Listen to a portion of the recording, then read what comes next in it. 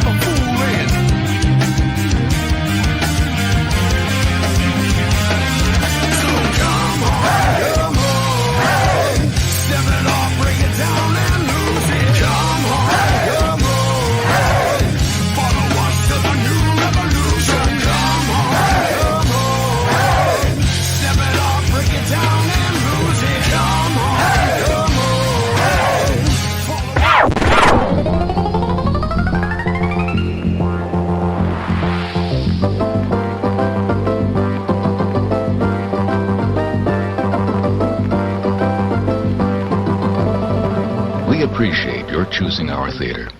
And to make this experience more enjoyable for everyone, we hope you'll refrain from talking during the show. Enjoy the movie. Thank you.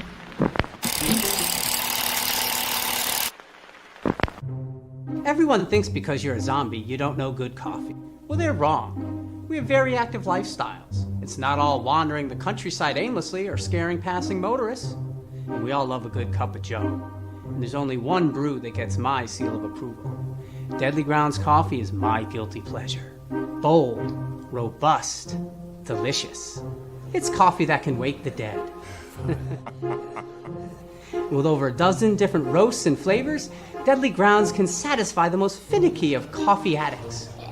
The aroma is so intoxicating. It brings all of my neighbors out of the woodwork. Deadly Grounds coffee. Coffee to die for and zombie approved. It's good to get a little deadly.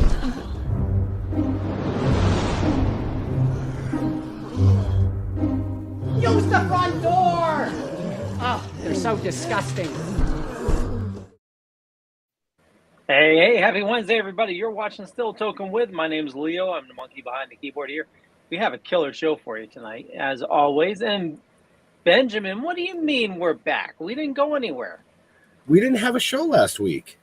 I know. We had like 30 this weekend. Well, that's what I'm saying. But our regularly scheduled viewers, we didn't have a show last week. We were down in Norfolk, Virginia at Tidewater Horror Convention running all the media there. We were. So we were. Okay. So, and I was just noticing something when you were full screen there, Leo. Your eyes were like this. Yeah. Well, I'm pretty focused. So. Yeah. Well, we'll go with focus. We'll go with focus. Jeffrey. Hey. Happy Wednesday, everybody. It's actually good to be back. 12 hours down, 12 hours back. It takes a lot out of you. That is insane. You know? So, but yeah, no, we got a great show. I'm looking forward to chatting with this gentleman. I have always loved the artwork that I have seen, and I haven't seen all of it because it's way too much.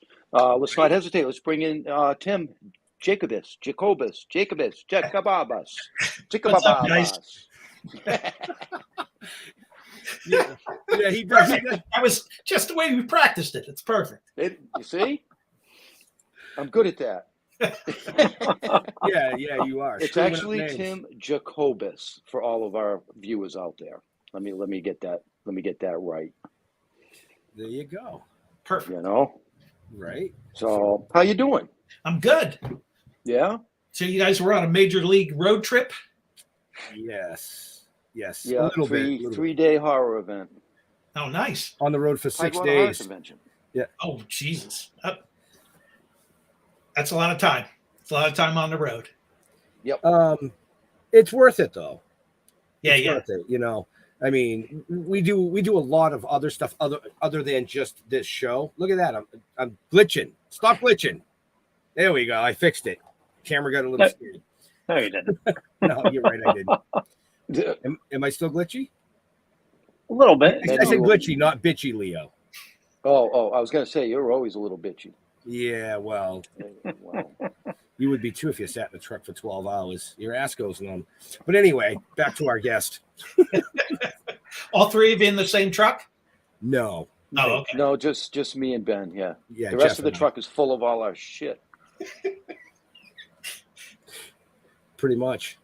You know? Pretty much. So, Convention anyway. life.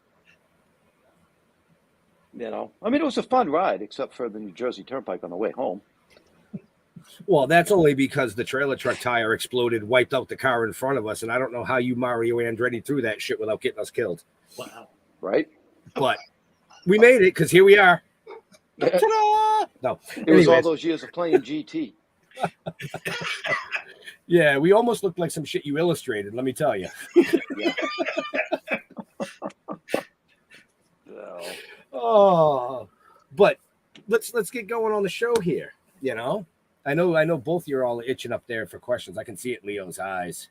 Well, I was going to say, Tim, we know you, but for the people watching, who are you? And What the hell are you doing here? Right. I am Tim Jacobus. I'm best known for doing the original covers for the Goosebumps series that was prevalent in the 90s, written by R.L. Stine. I did over 100 covers, Goosebumps, and I did a couple hundred of other covers as well. So I've been at this illustration game a long time, but the Goosebumps is what people know. Right, Okay. right. When I saw your interview, I believe it was with, was it Richard Avilas? Yeah. Yeah, I saw that, and I called him up, and I said, how the hell did you get him? He goes, dude, I just sent him a message. I was like, well, give me his. I mean, the beauty of our show is we like to mix it up. One week you might see an actor or actress or somebody that's, using cannabis for cancer, or a great illustrator such as yourself with a great story. So, like you said, most people know you from Goosebumps. How did you land that job? I mean, that's a question you get all the time, but I won't. But it's, again, not to. I had been illustrating for a couple of years, and I had done some jobs with Scholastic, who was the publisher of Goosebumps. Mm-hmm. And I had proven myself to be somewhat responsible, meaning you give me the job, I get it done on time. My work was consistent from cover to cover to cover. And when Goosebumps came along, the backstory being that nobody was thrilled about it. It wasn't like, oh, there's this big thing coming along called Goosebumps and the kids are going to love it and this is a big deal. It was actually the other way around. They thought it, no one had tried making a horror series for kids 7 to 11 years old, and there was a huge fear of failure. So it was presented to me in a way that where it's like, look, we're not sure how this is going to go. Would you be willing to do some covers for a reduced rate? Because we really don't think this thing's going to get off the ground. And if you do us this favor, if this thing falls through, we'll put you on something else and, make it worth your while. So didn't go into it thinking this was going to be anything huge. Now, R.L. Stine already had a track record, but it's funny. Illustrators and authors are not, we don't spend time together, nor is it set up that way in the publishing business. Right. I'm working with art directors, authors and editors are working together. So so the fact is, I didn't really know who R.L. Stine was, even though he was a big deal at that point. He had Fear Street well underway. And so they told me I was going to be working with him. But again, this is 1990, late in 91. There's no Google for me to look up and find out who he is. Anyway, right. We started out, but they gave me a little bit of the written material, and when I saw it, I was like, "Oh, this looks like fun." So it had that sense of it's something completely different, and I was like, "Yeah, even if this doesn't get off the ground, I know I can make a couple of cool images, and maybe we'll just leverage them to get some other jobs down the road." We got it off the ground. It didn't go on fire right away. It took a good solid 9 books, maybe 10 books. And they actually were talking about canning it. Right. And all of a sudden the kids started to talk to each other, and it was strictly word of mouth, and the thing shot off. And once it took off, it was great. Everybody was really smart, and they just said, don't anybody touch this. However, we're doing this right now, because I got left alone. And in the book business, you don't get left alone. There's 52 cooks in there helping you make that dinner. And nobody was bothering me because this thing wasn't supposed to go anywhere. So they continued to leave me alone, which was wonderful. And I got 10 solid years out of that before my tenure was up. Wow. Now, the concept of each cover. Now, did they just leave that up to you? Did you read the story before coming up with the idea for the cover? How did you go through that process? So RL was writing the book at the same time I was doing the cover. So he would give me a short synopsis of what the book was about. Earlier on, like Welcome to Dead House was the first book in the series. Mm-hmm. And he had been planning that for a while. And I got maybe 3 chapters of that book. So I had a solid piece of written material to base my ideas off of. But as we kept moving down the road, we were putting out one a month. And again, RL's doing the heavy lift here. I have to just complete one painting. He's got to write a whole book. And Right. he had a 1 month loop that we were working on. So as we went forward, I got less and less and less from him about what the story was about, till, you know, when it got to the point where it was, here's the title, here's 2 sentences, have at it. And for some illustrators, that could be an issue. I found it to be just the opposite. If you give me a lot of information, I feel compelled to put in all of that information, or as much as I can. If you give me just a little bit of information, I can kind of run with the ball in any direction, and there's nothing to say, oh, well, that's, you know, you can't do that. Right. So Okay. I got a lot of leeway.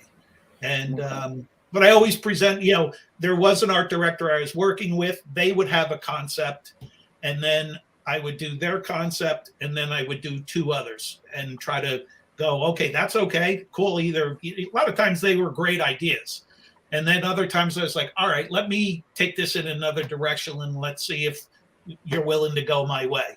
And it was very good. Nobody labored over anything.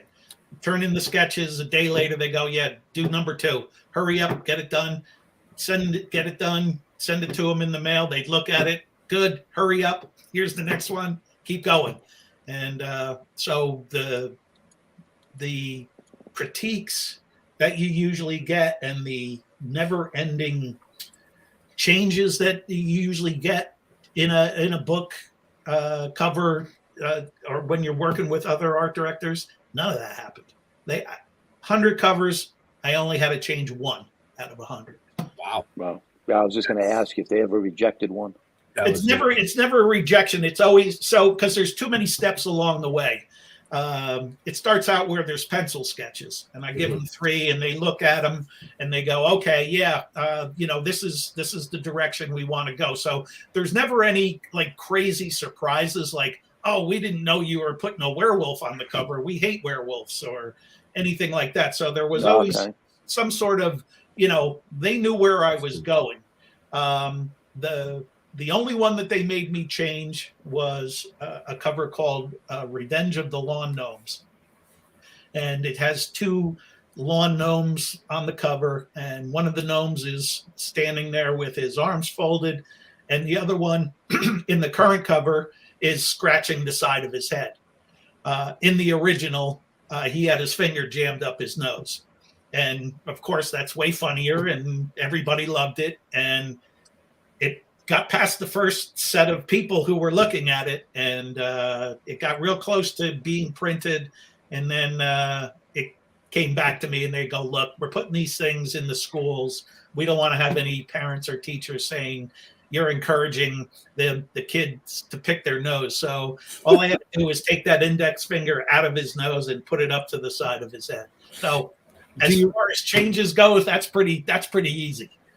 Right. I mean, we all went to school. I don't think you have to encourage them to pick their nose. They do that anyways.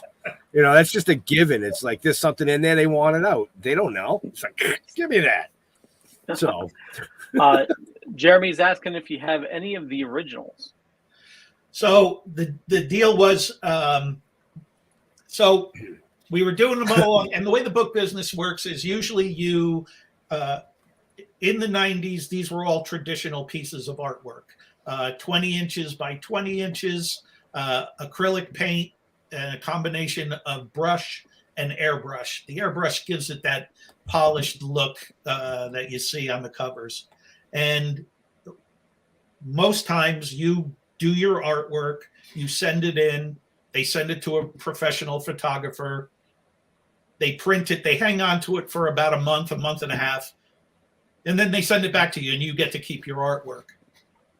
As we moved along in the Goosebumps series, they realized they had something going, and they were going to want to use the artwork for other things, T-shirts, games, all kinds of paraphernalia, and they were going to constantly have to be reproducing the artwork. In the digital world today, as soon as you would have that, you would have enough. But back then they were always afraid, if we lose our print or this happens, we need to hang on to the art. So they paid extra to be able to hang on to that art. So there is a closet or a warehouse or something at Scholastic that has all the Goosebumps art sitting in it. Wow. Oh, okay. That's pretty cool. But That's speaking, cool. like we said, Jeff and I just came back from a horror convention. Do you ever go out to any of these conventions? Do you get invited? I mean, yeah.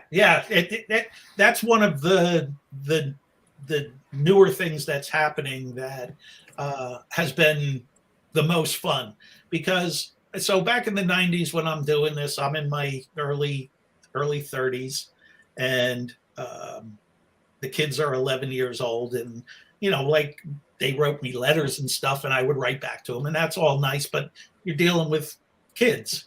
Right. Now I get invited to these comic convention, and all my fans are 40 years old, 30 years old, and now we're contemporaries. So it's fun. It's really surprising to me that that was a long time ago, 30 years ago this year, right, that we started this series, and that they still remember it, they still like it, that people are excited about it. So yeah, going to conventions has been a blast. I'm going to the New York Comic-Con in a couple of weeks. Okay. That'll be the biggest one I've ever done, and we're looking forward to that. Very cool, very cool. So you heard it here, folks. He's going to be at the New York Comic-Con in a couple of weeks. So I would say I'm going to say it straight out. Get off your ass and go down there and check out his artwork. And, you might, with all the artwork that this gentleman has produced, and probably stuff that we don't even know about, I'm sure you're going to find something that you're going to like. Yeah, we got some cool things there. Well, now, yeah, Facebook user says, "One Day at Horrorland was one of my first books. Thank you for your service to the art world." Very cool. Much appreciated. Jeremy's asking, so what kind of books do you read? So to be perfectly honest, I listen to a lot more books than I read, so that I can continue to work and be read to in the background. A lot of biographies. I just listened to a biography about Ozzy the other day, and it was, it's great. It's a great story, and everybody loves Ozzy. Right? How can you not? Now, I don't know if it's true or not, but I read that the covers for number 2 and number 12 you did not do. So yes and no. Okay. The way it's Goosebumps started, they weren't sure if I was going to be the official Goosebumps illustrator. They didn't know if they wanted to use me or another illustrator named Jim Thiessen. Jim Thiessen was an established horror illustrator. So the plan was, let Tim do number 1, let Jim do number 2. We'll see them finished on the books, and we'll see how they go. And then we'll decide who does the other 2, because there was originally only going to be 4 books. Okay. So I did 1, Jim did 2. And again, the real issue was they thought the series was going to be too scary. So when they saw my stuff and Jim's stuff side by side, Jim's stuff is great, but they saw that I was using saturated colors, which isn't typical of the horror genre. Mm-hmm. So they also saw that as being very disarming, and they're like, "Look, this makes this stuff a little more palatable. Let's go with Jacobus just because that's what he's, the colors he's using." So I didn't do that one, and then book number 12, I went on vacation. I missed that one, but in the late 90s, now it was probably 2000, 2001, somebody over at Scholastic said, "Oh, we're looking at all the books, and you did them all except for those 2." And I was like, "Yeah, that's how it went down." And they're like, "Well, let's go back and let's redo those. You do book 2 and book 12 so that you can have the whole shooting gallery. So if you go and look on the web, you can see there are alternate versions of those two books. Oh, And, so it's a variant cover. That's cool. Yeah. So I can. Cool. It's easier to tell people I did them all because that story obviously took me 5 minutes to explain it to you. So well, good thing it's an hour-long show. See, we can fit that 5 minutes in there. Right, it's good here. It's good. So just so we know, Facebook user is actually Dalmerge. He's actually our artist. Oh, okay, cool. For our comic book series. He's like, I don't know why it came out. He just sent me a message. But that was my first book. So you've inspired a lot of artists out there. That's when you start out in this business, you don't, you're not thinking about any of this stuff that is so cool and important and most meaningful now. Like all I wanted to do was be able to grind out a living and sit at home and get my stuff done and be able to be paid to paint. And I wasn't thinking about other people even noticing this stuff. I just was hoping I'd sell a couple of books and pay the electric bill and keep the lights on. Right. And, again, you go out now and people are saying, yeah, listen, when I was 9 years old, I got into the Goosebumps books and it inspired me. And I started to draw when I was 9. And now I'm a tattoo artist and I'm making, like those stories are incredible. And, it means more to me than like to be part of that is just very cool. Now, as time has gone on, obviously, in the 90s and stuff, you were doing, like you said, a lot of like painting, acrylic paints and stuff like that. Have you morphed into a lot of digital artwork now, or? Yeah, there was a point in probably the mid 2000s, 2003, 2004, where all the publishers reached out to all of us then illustrators and said, look, you want to continue in this business, you got to go digital. We're changing everything to digital. You need to as well. We understand some of you won't want to do that, and that's fine. But the rest of you, this is not negotiable. You got to figure this thing out. So I was like, okay, we'll figure this out. It was very painful. I had been doing illustrations for a good solid 15 years, had a routine down with the acrylics and how to mix them in it was very zen. And then you switch over, you get a computer. I didn't own one. So I'm buying a computer. I haven't touched a keyboard since typewriting class in high school.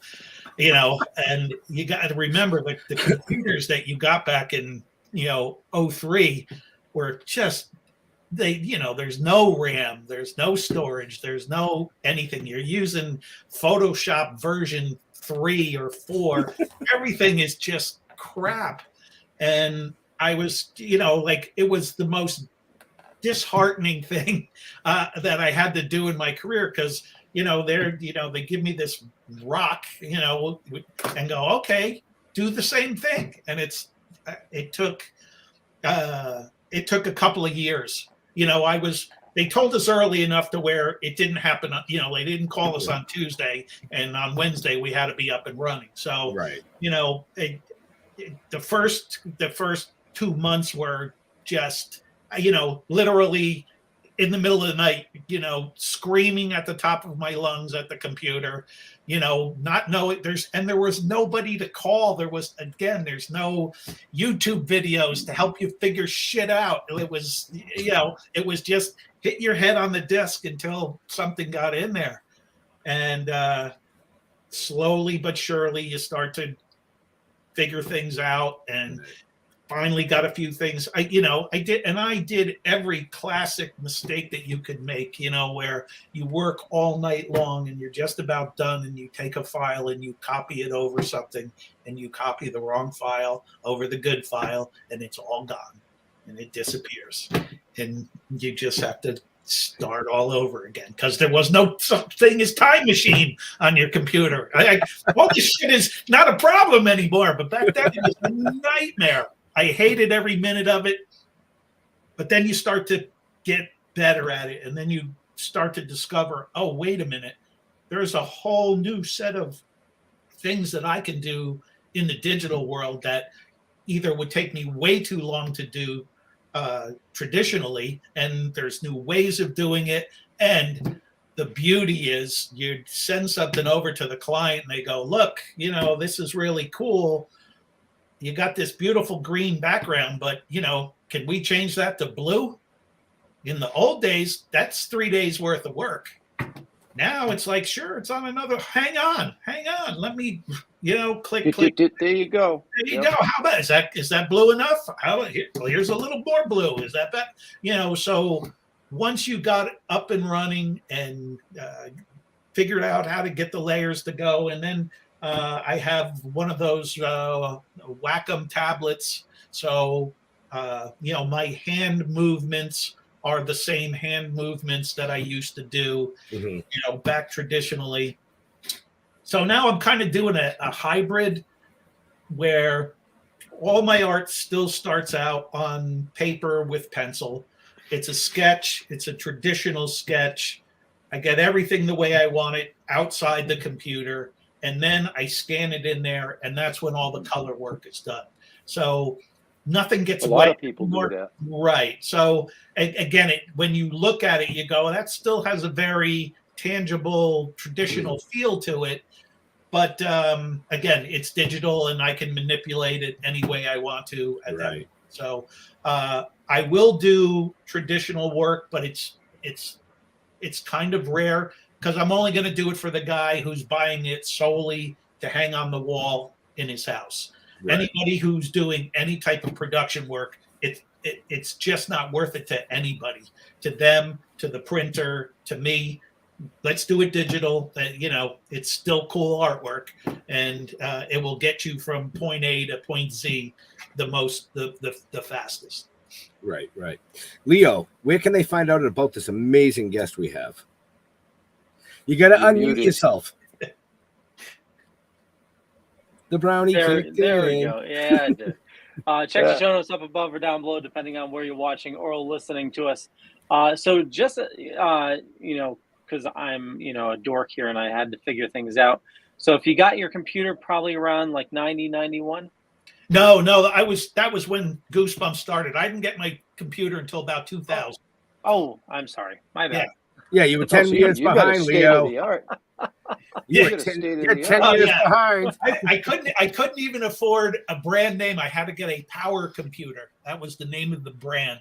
It was an Apple clone, and and I think it had an 11 gig hard drive, if I remember right. And just no RAM, and just everything. You had to keep crushing your layers down on your Photoshop documents to keep making them smaller, just so you could save them. It's just a nightmare. It's just a nightmare. The thumb drive I carry in my pocket has way more juice than my first computer. Right? Mm-hmm. Yeah, I remember because I started with Photoshop 4. There you go. Yeah. It's a rock and a stick. Yeah, right. Make some art. Right. You go to do something and it takes 10 minutes to process it. Yeah. Why are you still spinning? Right. Yeah.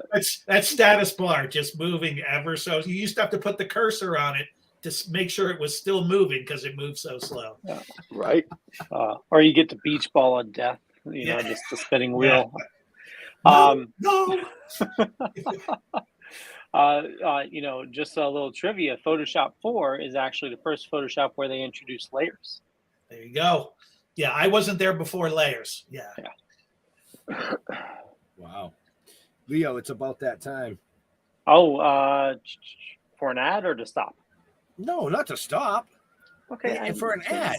Oh, yeah. You can play whatever you want. Just play. Well, you didn't. Okay, fine. I know. Usually I send it to you, but you know what? How's that brownie, Leo? Yeah, really? How much of that brownie did you eat? You can't stop smiling. He's like, he's got ear to. Thank you for supporting Actors and Others for Animals. We started a long, long time ago.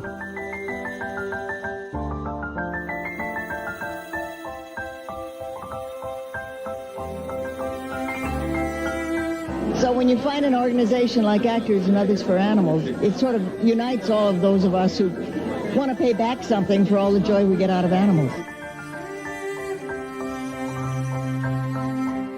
Please keep up the good work. Believe me, it's deeply appreciated. There we Yeah. go. That Now was a I good feel way to better. Yeah, No, I feel better. You ran an ad. We're good. we're all okay. Back to the We're all show. good? Yeah. Okay. Yeah. I believe Jar Jar had another question. So What what else was is your new? what was your experience of life during the pandemic? How did you keep busy? Luckily, because people were, home and trying to do some alternate projects, it was nothing happened, for me, luckily, and for so many people that wasn't the case. There was no cons, but people, were venturing out and, doing more books than they normally would have done. They were mixing music at home. I did some album covers. I'm also an art director at a small studio, and I do corporate animation stuff for e-learning. And again, everybody went from the office to home, so that stuff stayed going. The thing that we did do, we meaning me and my son, because when it first hit, just like everybody else, you're going, uh-oh, I don't know if this tent stays up, when all this stuff happens. And we were lucky enough to be as busy as we ever were. And that's when I started offering Goosebumps posters and prints through my website.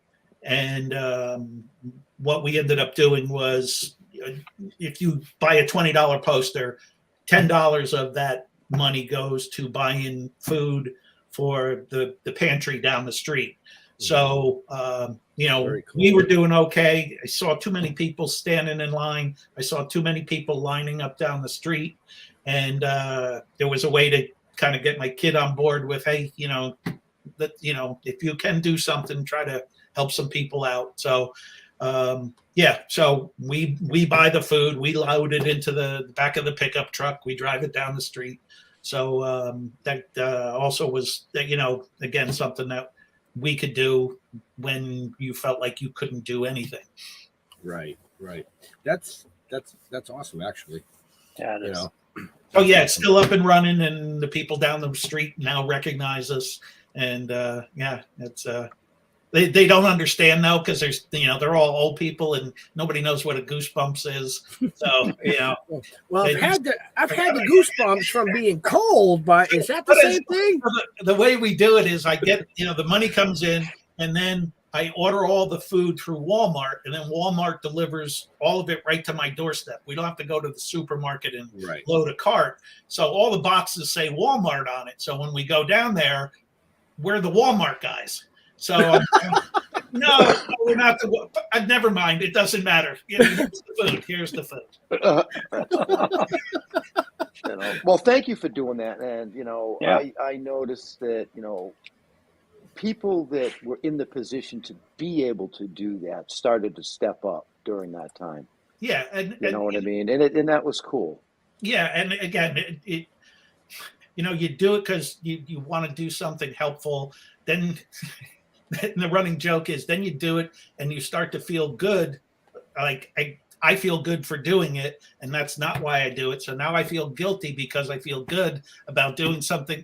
So it's a terrible cycle that I got myself into. I feel guilty because I feel good about feeling good about doing something. I don't know. Then if you stop or if you miss a beat, everybody gets mad at you because you stopped doing what you were doing. Yeah, that too. There's a one-off shit wipes out 10 attaboys. For sure. Oh man. So now, so you've done game covers, album covers. Everybody's stealing my questions tonight. Go ahead. You're not quick enough. So you did a couple of game covers for Star Trek. How did you get that? So the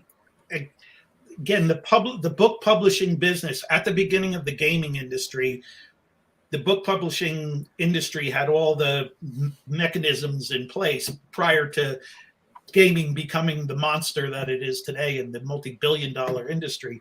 So they, at the beginning, game cartridge, they weren't cartridges. Some of them, one of the early Star Trek games was literally a floppy disk that you used to load into the computer you used to own. So you got it in a book. So we made a whole book for it, and you could slide this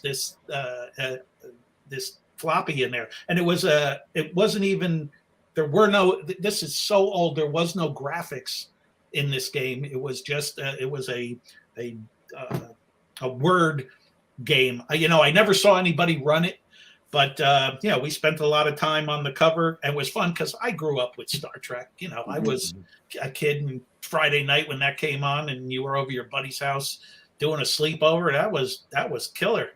So being able to do a Star Trek cover was and be able to put Kirk and Spock in the Enterprise and all that shit, that was fun. Yeah, because that was one of your earlier endeavors. I wouldn't even. I can't even. I'm not sure. 86 and 88 is what I'm looking at. Yeah. And that would have meant I did it a year before, because that's when it finally makes it out. Right. So, right. Yeah. The big one was the wraparound book cover, which was the coolest, and I still have that one up in the attic. And then the other one was just the Enterprise itself. But again, that game market at the beginning, you were going, that's cool. I'm glad I don't know where this is going, or, if gaming is such a, again, I was a Pong kid, we all owned Pong, and it was like, all right, this is okay, but all right, bored with it already. Where are we going? Right.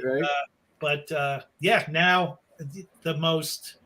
my son's a real gamer, and every time a new version comes out, and I'm watching over his shoulder, and the quality of the graphics, it just goes to another level, to another level, to another level, and it's so unbelievable. They're feature movies being played in real time, and never-ending landscapes and corridors. The processing power must be, it's just insane. It is. The whole thing's insane. Yeah. And how short of a period it went from that shitty Pong thing to,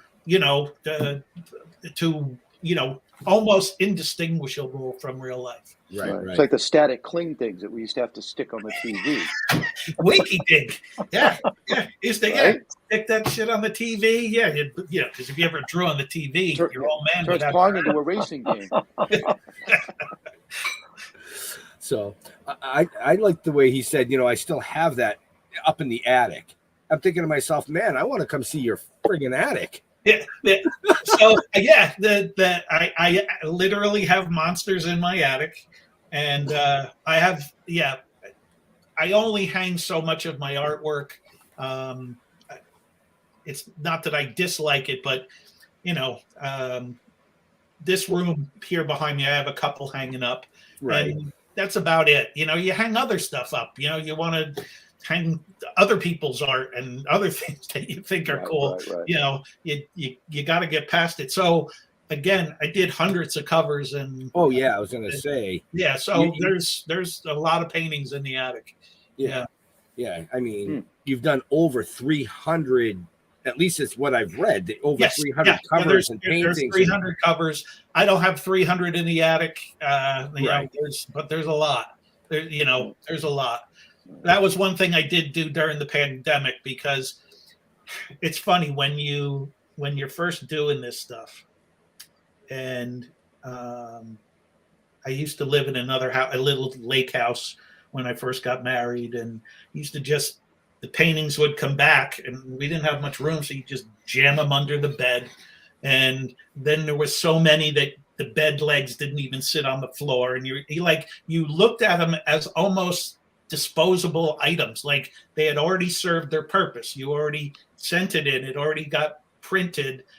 Now you just have them, and it's like, yeah, they're nice and they're cool. I like them, they're mine, but I didn't respect them, like, because in my head there's always going to be more. There's always going to be more, and there is a finite number. It's a pretty decent amount, but I hardly do traditional paintings anymore. So there are paintings up there that I wish I treated a little bit better in the early years, because now they're 30 plus years old. Right. And none of them got ruined or from any issue, which brings me to a cool story. So like I said, Scholastic has all the Goosebumps covers, and they have a series of warehouses down in Lower Manhattan. And 9 years ago, Hurricane Sandy came through here and knocked the crap out of us and did a number on New York City. And the lower part of Manhattan was seriously flooded. And that's where Scholastic is. And a lot of their warehouses got flooded. And somebody somewhere, did the math, and then people start reaching out to me going, hey, was your art in any of these warehouses? And I heard it's, then it starts, I heard it's destroyed. I heard all the Goosebumps art is gone. And I had, they presented a pretty good case, and I was like, I don't know. It could be. I don't have any, the people I worked with were already, they're gone. They don't work at Scholastic anymore. And so there wasn't like I could call people and go, hey, what about the art? And so some of the fans got on it, and people from Scholastic got back to them saying, no, they're there. No, they're okay. They're there. But nobody showed anybody anything. And I'm going, well, if I lost them all in a flood, I'd be telling everybody, yeah, they're fine, and just never copped to it. After the flood, they moved the operation, the whole Scholastic building, they moved it farther uptown, and they've got a beautiful new office. I haven't seen it in person, but I've seen pictures of it. And when they redid the lobby, they took out some of the classic art that they had produced over the years. And on one wall, there are 3 or 4 Goosebumps covers hanging up. So at least I know some of them survived. And right. That I don't think they're all gone. I would assume if some were there, most of them are there. Right. Now, do you have a favorite cover that you did for Goosebumps? It changes. There's times where I like certain pieces, and then somebody will it'll remind me of the story, or somebody will again, it switches all along. Yesterday was this one. Tomorrow it might be. Yeah. I tell everybody when I go to a con that they ask me, I tell them one, and I said, if you see me a month from now in Indianapolis, I'm going to tell you a different one for sure. I know I am. So there's ones that I like for particular reasons, because they had something I did in them became something cool that I continued to do throughout. There's one called Egg Monsters from Mars. And when it was presented to me, it didn't seem very scary. It was just kind of an egg. And I'm going, I don't know what I'm going to do with this. So I came up with an egg. I came up with an egg creature, but what I ended up doing was warping the perspective in the kitchen. No straight lines. Everything had that Escher, twist to it, and a very, trippy looking background. And once I got away with it on that one, I was like, that works. And I started warping the backgrounds any chance I could.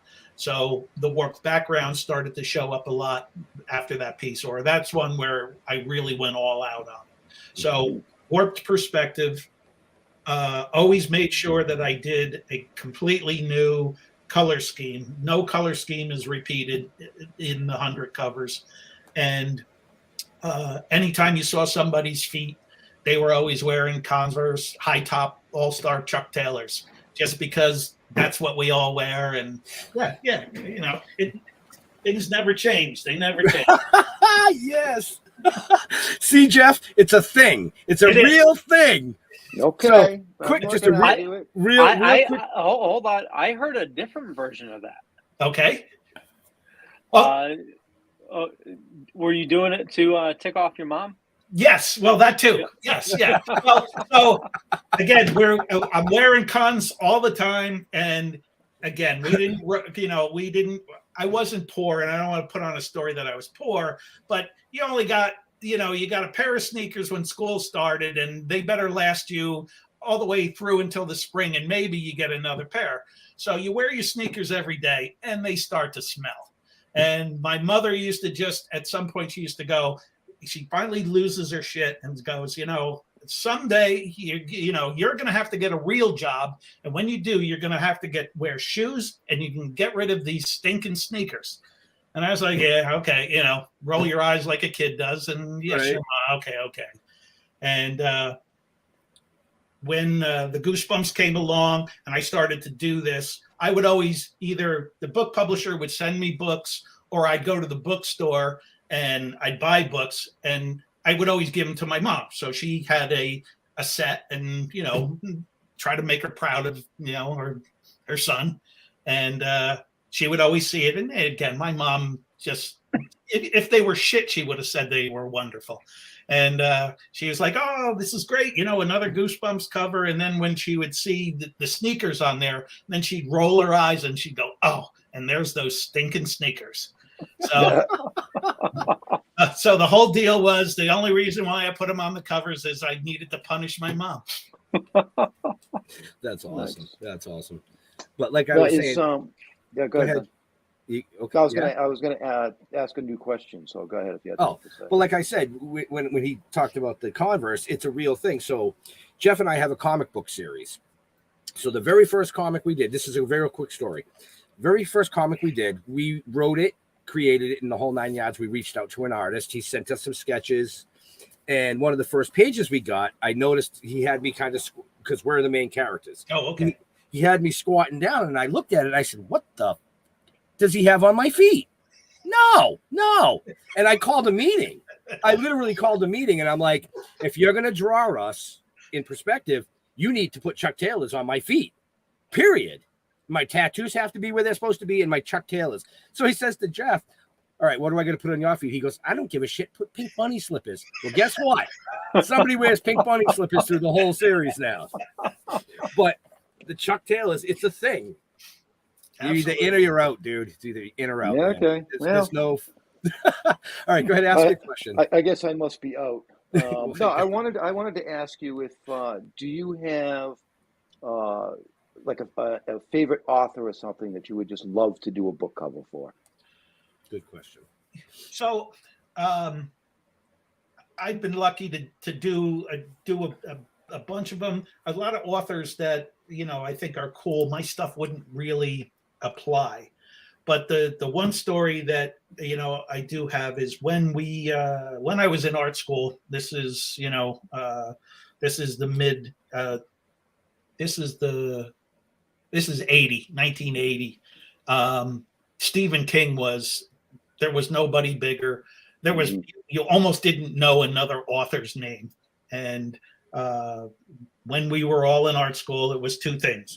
I want to do a Stephen King cover, and I want to paint like Frank Frazetta. Those were the two things that drove all of us into art school. And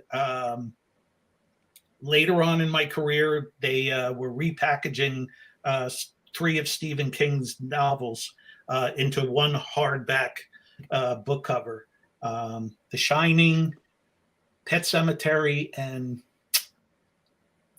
I can't remember what the third one was, but they wanted to feature The Shining on the cover. And so again, the book The Shining, the movie The Shining, that was what a sweet spot. And it was a Stephen King cover, and they were asking me to do the artwork. So was totally thrilled. And so I came up with this piece of art, and it's the Jack Nicholson character standing out in front of the mansion. It's snowing like mad, and he's got his hands out in front of him, and there's just blood on his hands.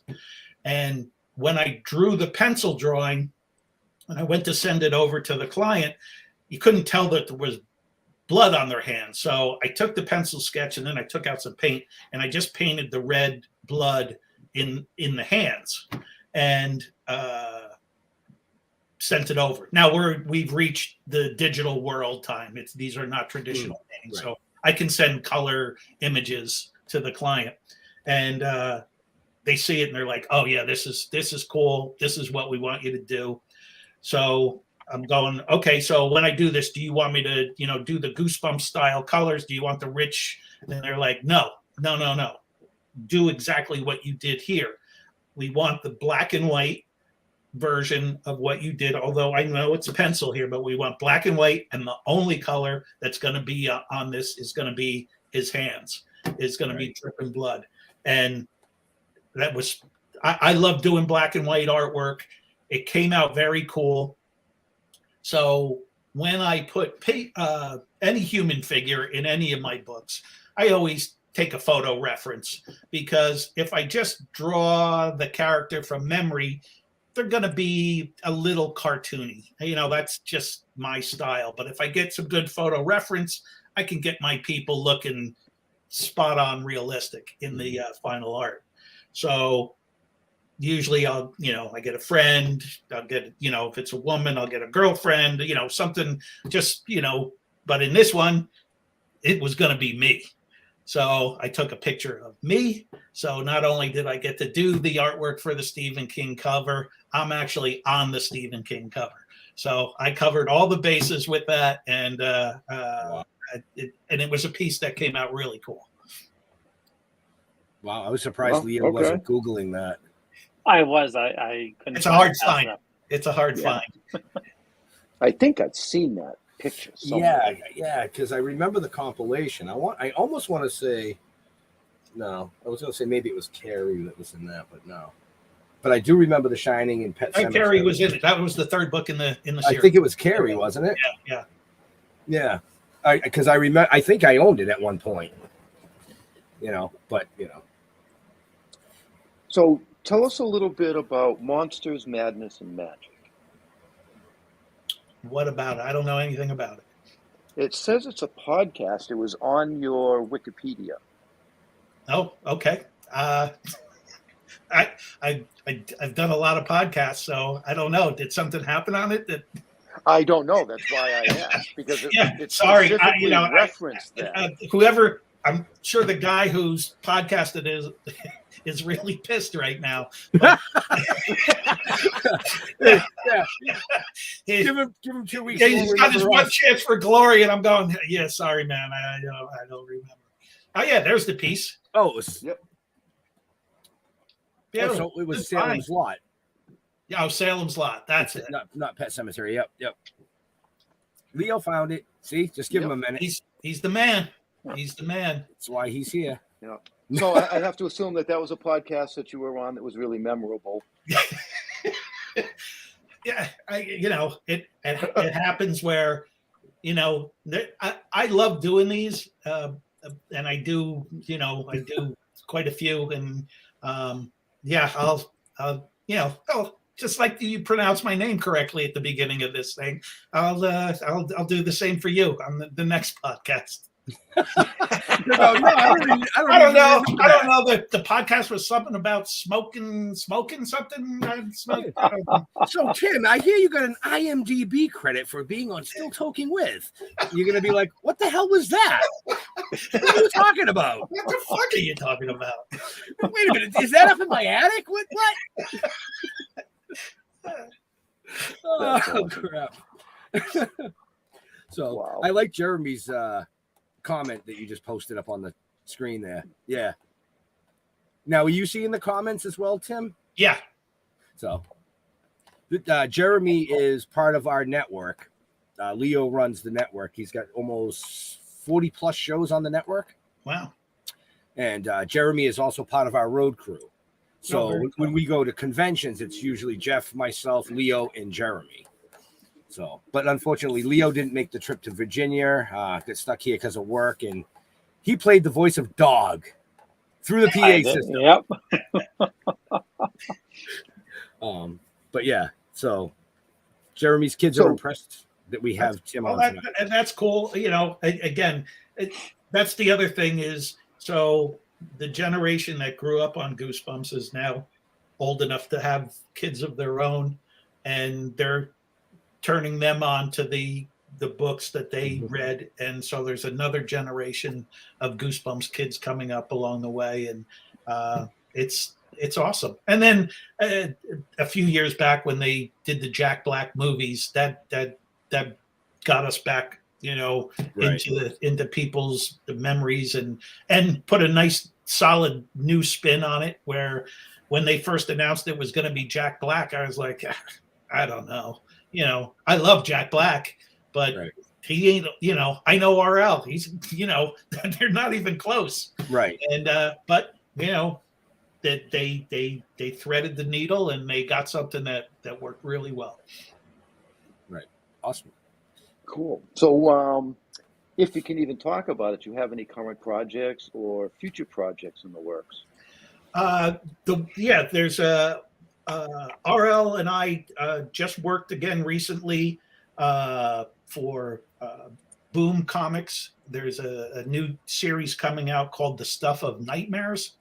This is R.L. Stine wrote it, and it's a graphic novel. So there's another set of artists who are doing the graphic art, and it's for the grown-up Goosebumps fans. This is not for kids. This is for the 18 and over, and it's way gorier than the usual stuff. And the stories are dark and they're cool. And I got a chance to do one of the variant covers for the first edition, and that should be out in the next couple of weeks. Cool. That's the hottest, that's the hottest thing off the press I got going. Wow, that's pretty cool. Yeah, the only other thing I have, and this is I can't name drop because I signed shit. I was, a famous rap artist had reached out and wanted me to help design some graphics for their clothing line, and we tried, and sometimes things match up well and sometimes they don't. But but I ended up with a couple of cool ideas that I'm gonna continue and run with, and I'll probably do the full color art on that, and I'll make them available at my shows. So nothing's wasted. Awesome. As it shouldn't be. That's awesome. So cool. Yeah. Like he said earlier, folks, he's going to be at the New York Comic-Con in a few weeks. Yeah, that's I think the 6th is the Wednesday in the first Wednesday or second Wednesday in October. What's nice is R.L. Stine lives in Manhattan, and he's going to be at the convention, and him and I are going to do a panel together on Saturday. Oh, very nice. They're going to speak with him because, again, it's the 30th anniversary for the first part of it. And then the second part of it, I'm going to bring in some artwork, and him and I are going to, riff on the artwork and make fun of stuff. And we've done it in the past, and it's a lot of fun. So, it's not only just come to the con and get something signed. You can see us both joke around. So I'm going to say it again. Get off your ass and head out to the New York Comic-Con and check out Tim and RL. I mean, come on, seriously. He's the man. Or sit home and don't, and blame That's always another option. And blame your damn self because you didn't go. Right. And you can always find out more about this special guest here tonight in the show notes up above or down below. That is correct. Up above or down below, depending on where they're watching or listening to us. Yeah. Oh, okay. I was just curious. I mean, I wasn't sure if you were going to drop that again. So all his information's in there, including his website. So if you can't make it down to the New York Comic-Con, go to his website. Now you have no excuse. Simple. Now you have no excuse. You can sit home and still Get yourself something. Yeah. Now it's funny. Just saying. Just saying. It's I've seen over the years, because I'm about the same age as you. I don't want to say anything like that about but I grew up in your generation. How's that? Yeah. I've seen, I'm older than you. I'm just looking at. I don't know you. I'm just looking at you. I'm older than you. We don't need to play this much. So anyway, I've seen a lot of the Goosebumps artwork over the years. I just have. I mean, you can't help but see it. But I've never read a book. Yeah. I've never read a Goosebumps book. Well, you wouldn't have because you were past the you were not the genre, you were not the age. And if you were reading the book, you probably had a reading disability. And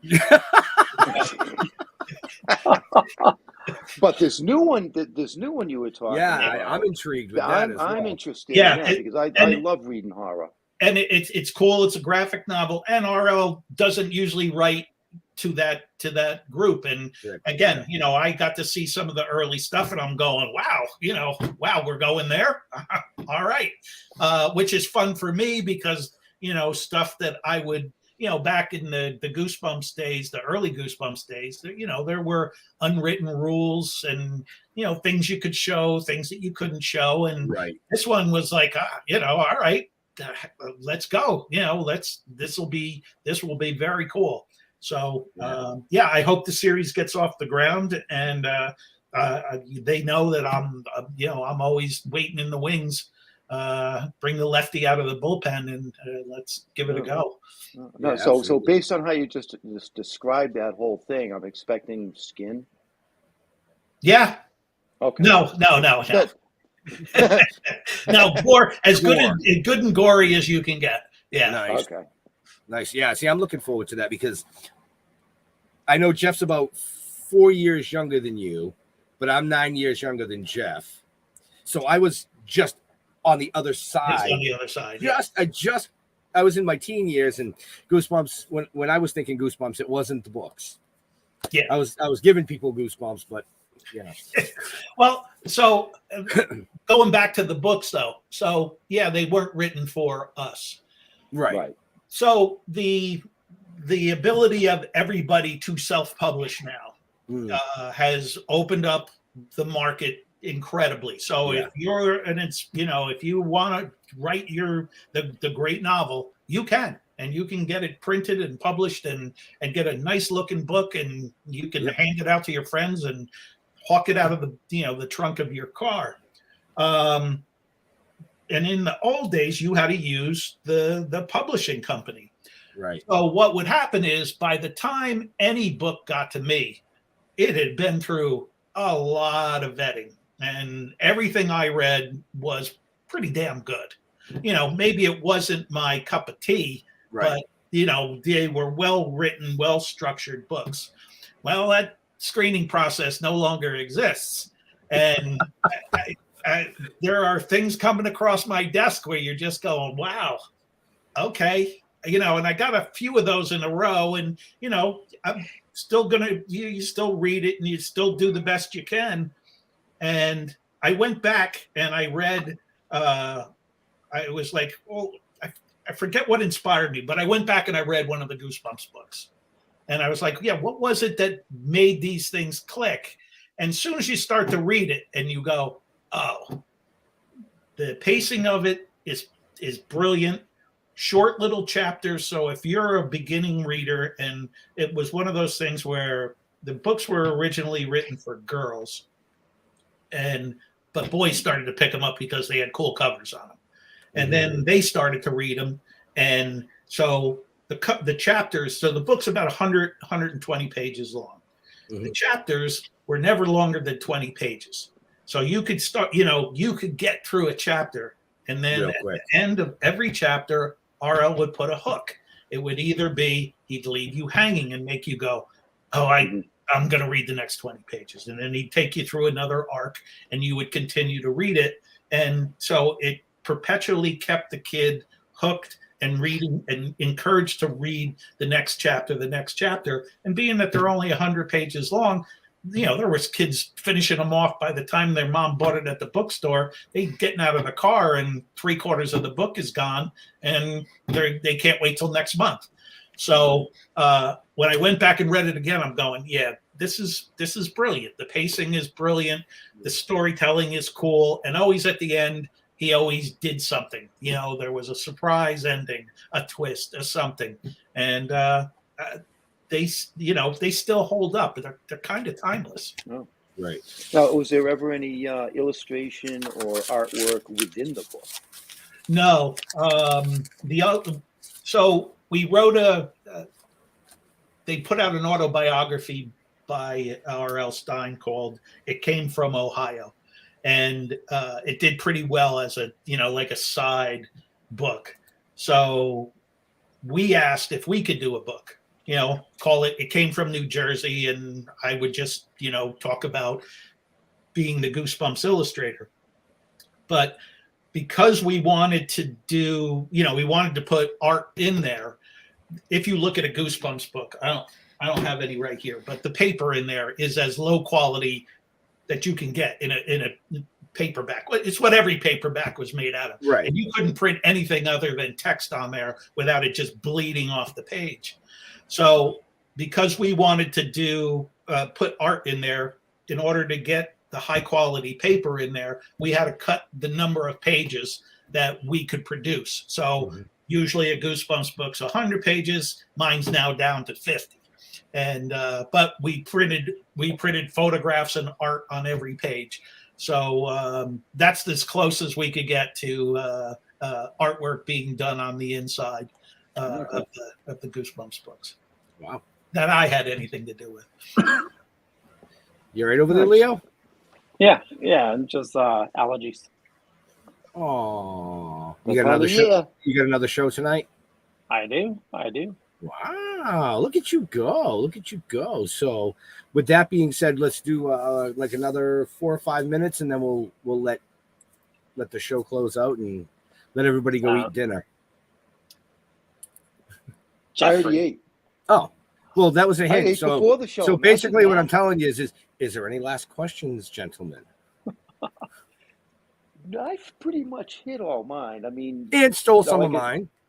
Oh, did I? Oh yeah, it's all good. You got to be quicker than that. Well, a couple of my first ones were like, are you still doing original art? But he touched on that. I didn't have to ask the question. I was like, yeah, show notes are in the fucking right. Are you still Well- painting at all at this point? It's rare. The setup is always there. I got a spot in the back of my in my shop, and the easel kind of comes out of the ceiling. Most of the time, it's a regular workbench where you fix the lawnmower. But I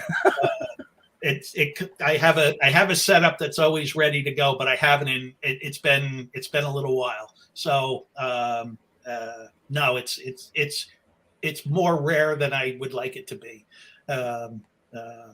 We'll get that. Because I would think that would be that's therapeutic.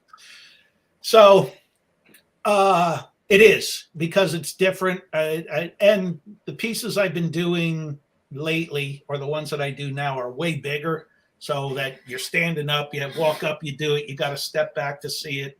Last piece I did was 2 feet by 7 feet. And I've been working in black and white. So again, a total switch on what I would normally do for the Goosebumps stuff. It's fun, but to feed my head whenever I sit here a lot, and I put in a lot of hours sitting at the desk. And when I don't have to sit at the desk, I don't want to go do a painting. I'm out in the yard. Right. Okay. Anything where I'm standing up and moving around and just doing something out and getting a little sunshine on me. That's the stuff that I do in my free time. Go down the street to the beer garden and drink a few beers at the picnic. Right. Right. So I got one final question. Cool. Have you ever worked with charcoals? I have. I did in school. I went to a traditional art school where they taught us every medium, and I liked it. I didn't have a knack for it because my hands aren't real steady. and I like to put my hands on my artwork when I'm doing my work. That's why acrylics were the greatest thing in the world, because that's the problem with charcoal. Charcoal. Yeah, I would be smearing them to death.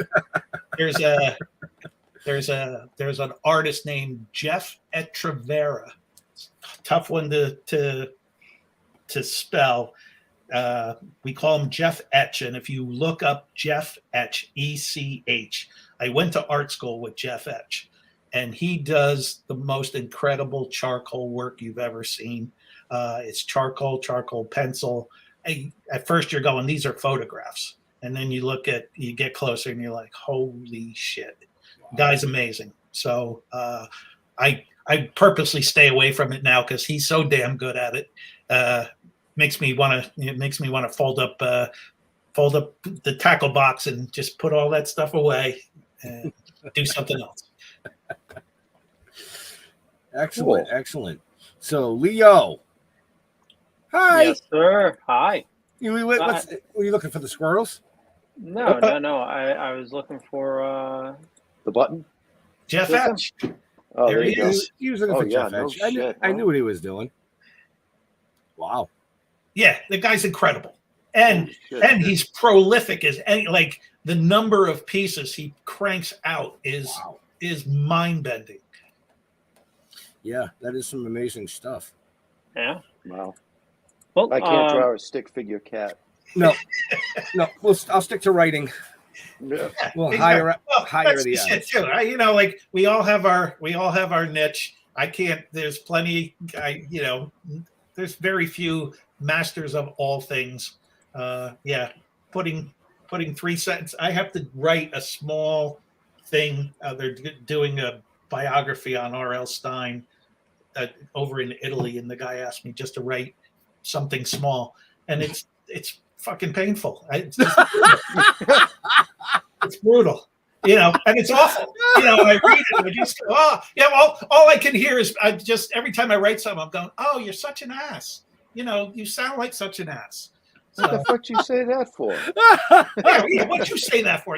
You sound like a moron. So, oh crap, Leo. Yeah. Yeah. On that note, I want to thank everybody for watching this fine evening. If you check the show notes up above or down below, you'll find everything about tonight's guest. For me, just Google Leo Pond. You find a bunch of stuff. Could be true, could be not. I'm not going to say which is which, but I run the Dorkening Podcast Network. We got a ton of awesome people doing a ton of awesome stuff. Head on over to thedorkening.com, which you can find all the latest episodes there. Tim, where do you like people interacting with you on social media? Best place is just stay on Instagram. That's where the stuff is the most up to date. Everything as things pop up and as artwork is new, that's the first place it goes. So T Jacobus on Instagram. Have you looked into a alternative for Instagram? I know like some artists are going to, I think it's Vue, VUE. All right, I'll look into it. Okay, there we go. There you go. I got some info. Yeah. Jeffrey. What? Go to stilltoking.com. You'll find out everything you need to know about us or Token with the Dead on our Facebook page. The website's probably the easiest. We got more information there, and it's actually easy to find because it can be hard to find stuff on Facebook. You got to dig through folders and all this stuff. You can't organize stuff on Facebook. You know what I mean? Not like a website. Page. So just go to stilltoking.com. You'll find out everything you need to know except about me. I still want to know where that button went. Where the light switch went. Oh, the light switch? I told you, dude, it's one of those new ones. It was flush to the wall. You couldn't see it. Oh, okay. I'm still going to ask, though. I know you are every time. So, like Jeff said, stilltoking.com is the best place to find out about what we do. All the amazing stuff that Tim has done is in the show notes up above or down below. We want to thank Tim for hanging out with us tonight. Ask him just to hang tight while Leo closes out the show. But to all our veterans and first responders, we want to thank you for doing what you do so people like us can do what we do. Stay safe. We'll see you next week. We're out of here. Bye.